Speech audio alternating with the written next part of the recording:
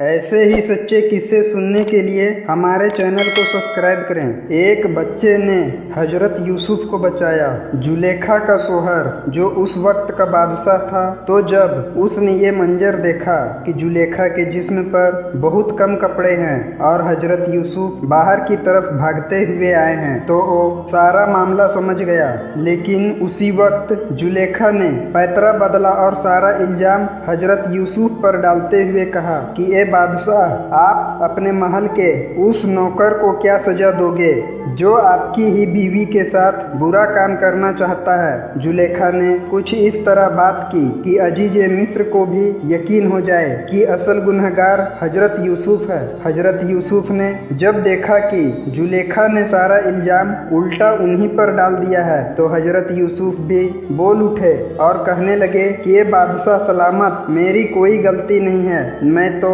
इन्हें अपनी माँ की तरह समझता हूँ। इन्होंने खुद ही मुझे अपने साथ बुरा काम करने के लिए कमरे में बुलाया था, और फिर जब मैंने इनकार किया और दरवाजे की तरफ भागा, तो आपके सामने आकर ये सारा इल्जाम मेरे ऊपर डाल रही है। ए बादशाह, मैं बेकसूर हूँ। ये सुनकर बादशाह भी हैरान रह गया, क्योंकि दोनों एक दूसरे पर इल्जाम लगा रहे थे और कोई गवाही देने वाला न था। हजरत यूसुफ बहुत छोटे थे, सिर्फ 16 साल उम्र थी। ये हालत देखकर उनकी आंखों में आंसू भर आए, क्योंकि हजरत यूसुफ समझ गए थे कि बादशाह तो अपनी बीवी की ही बात मानेगा। मैं तो महल का नौकर हूँ, बादशाह मेरी बात कैसे मानेगा। हजरत यूसुफ की आंखों में आंसू थे और दिल ही दिल अल्लाह से फरियाद कर रहे थे कि ये अल्लाह, मुझे इस गंदे इल्जाम से बचा लीजिए। बादशाह ने दिल में सोचा कि अपनी बीवी की बात मानने में ही फायदा है, क्योंकि अगर मैंने इस वक्त यूसुफ को सच्चा मानकर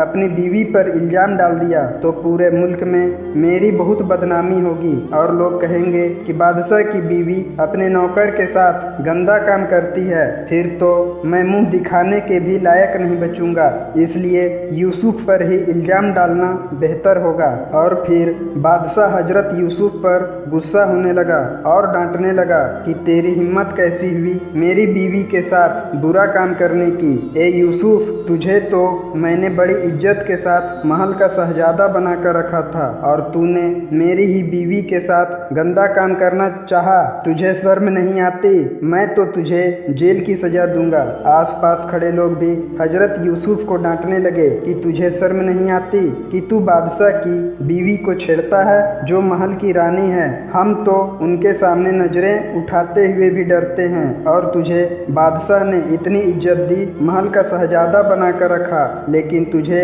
वो इज्जत रास न आई और तू बादशाह की बीवी को ही छेड़ने लगा। हजरत यूसुफ, जो बेचारे उस वक्त एक छोटे लड़के थे, वो इतने लोगों की डांट बर्दाश्त न कर पाए और आंखों से आंसू बहने लगे। हजरत यूसुफ भी बेचारे उस वक्त क्या बोलते, क्योंकि उनको पता था कि इस वक्त मैं चाहे जितनी सफाइयाँ दे दूं, फिर भी लोग मेरी बात नहीं मानेंगे, बल्कि मुझको ही असली गुनहगार समझेंगे। इसलिए आंखों के आंसुओं के साथ हजरत यूसुफ दिल ही दिल अल्लाह से दुआ करने लगे कि ये मेरे परवरदिगार, जैसे आपने कमरे के अंदर मेरी हिफाजत फरमाई थी और दरवाजों के ताले मेरे लिए तोड़ दिए थे, तो अब तेरा यूसुफ तेरी बारगाह में फरियाद करता है कि ये अल्लाह, मेरी मदद फरमा।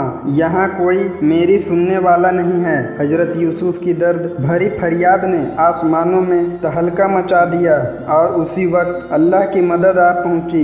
उस वक्त बादशाह के बगल में एक औरत खड़ी थी। उसके गोद में एक दूध पीता बच्चा था, जिसकी पैदाइश को अभी सिर्फ 16 दिन ही गुजरे थे। जब हजरत यूसुफ ने अल्लाह से फरियाद की, तो अल्लाह ने इस 16 दिन के बच्चे को बोलने की ताकत दी, और उसने तेज आवाज में पुकार कर कहा, ए बादशाह, अगर तुम हकीकत में इस मामले का फैसला करना चाहते हो और जानना चाहते हो कि कौन असली गुनहगार है, तो यूसुफ ने जो कुर्ता पहन रखा है, उस कुर्ते को देखो। अगर वो कुर्ता आगे की तरफ से फटा है, तो इसका मतलब है कि यूसुफ असली गुनहगार है और जुलेखा मासूम है, और अगर कुर्ता पीछे की तरफ से फटा है, तो इसका मतलब है कि जुलेखा असली गुनहगार है और यूसुफ मासूम है, क्योंकि कुर्ता पीछे की तरफ से फटने का मतलब है कि यूसुफ ने भागने की कोशिश की होगी और जुलेखा ने उन्हें पीछे से पकड़कर अपनी तरफ घसीटा होगा।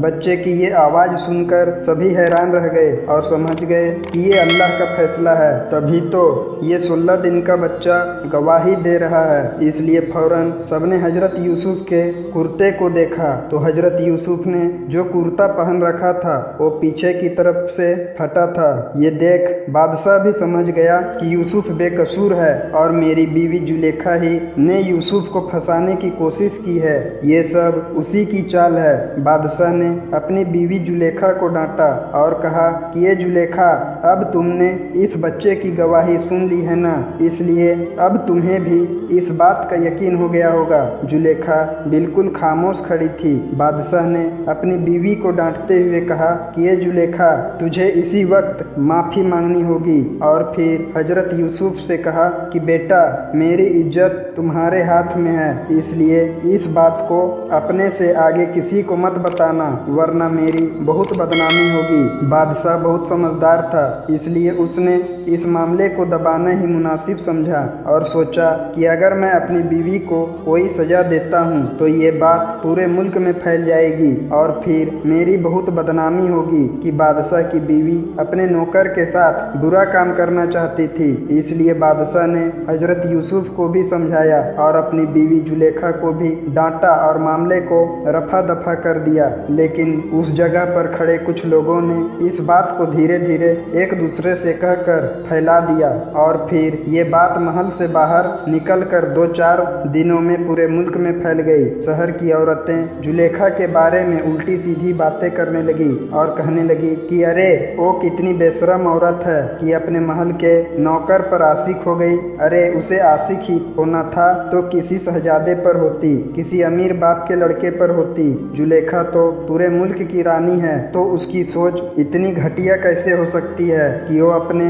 नौकरों पर डोरे डालने लगी। जुलेखा को जब इस बात की खबर हुई कि शहर की औरतें मेरे बारे में ऐसी ऐसी बातें कर रही है तो बहुत शर्मिंदा हुई और महल के अंदर ही बैठ गई, किसी का सामना न करती। लेकिन कुछ दिनों के बाद उसे ख्याल आया और फिर उसने एक चाल चली। जुलेखा ने शहर के बड़े बड़े मालदारों की बीवियों को खाने की दावत दी और अपने महल बुलवाया। जब सारी औरतें महल आ गई और सभी जुलेखा से पूछने लगी कि ये जुलेखा, तुम तो इस कदर खूबसूरत हो, फिर भी तुम अपने महल के एक नौकर पर कैसे आशिक हो गई? अरे हम तो अपने घरों के नौकरों से सीधे मुंह बात भी नहीं करते, उनके ऊपर आशिक होना तो बहुत दूर की बात है। ए जुलेखा, तुम तो महल की रानी हो, तुम्हें आशिक ही होना था तो किसी शहजादे पर होती, लेकिन तुमने तो बहुत गिरा हुआ काम किया है। जुलेखा ने उनमें से किसी औरत का भी जवाब न दिया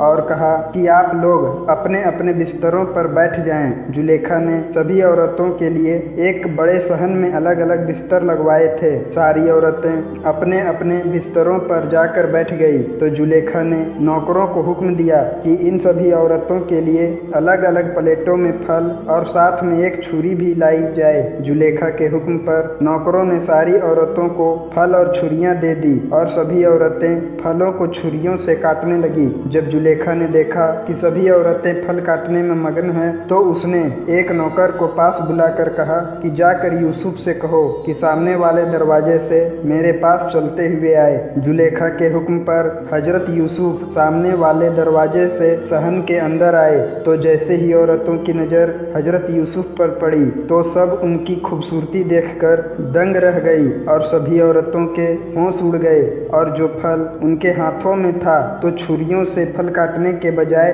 वो अपनी उंगलियों को काटने लगी। हजरत यूसुफ की खूबसूरती के सामने उन्हें एहसास भी न हुआ कि हम अपनी उंगलियों को छुरी से काट रहे हैं। हजरत यूसुफ को देखकर उन औरतों की जुबान से एक ही लफ्ज निकला कि ये कोई इंसान हो ही नहीं सकता, ये तो इतना खूबसूरत है कि हमें लगता है कि ये लड़का आसमान से उतरा हुआ कोई फरिश्ता है। हजरत यूसुफ चलते हुए जुलेखा के पास आए और फिर जुलेखा ने हजरत यूसुफ को इशारे से दरवाजे की तरफ जाने को कहा तो हजरत हजरत यूसुफ दरवाजे से बाहर की तरफ निकल गए। जब जुलेखा ने उन सारी औरतों को देखा कि वो सब ललचाई नजरों से हजरत यूसुफ को देख रही है और छुरियों से अपने हाथों को काटती जा रही है, तो जुलेखा ने औरतों को आवाज देकर कहा कि ये शहर की औरतों, जरा अपने हाथों को तो देखो कि कैसे तुमने यूसुफ को देखकर अपनी उंगलियां तक काट ली है। जब औरतों ने नजरें झुकाकर अपनी उंगलियों की तरफ देखा तो सभी के हाथ छुरियों से कट चुके थे।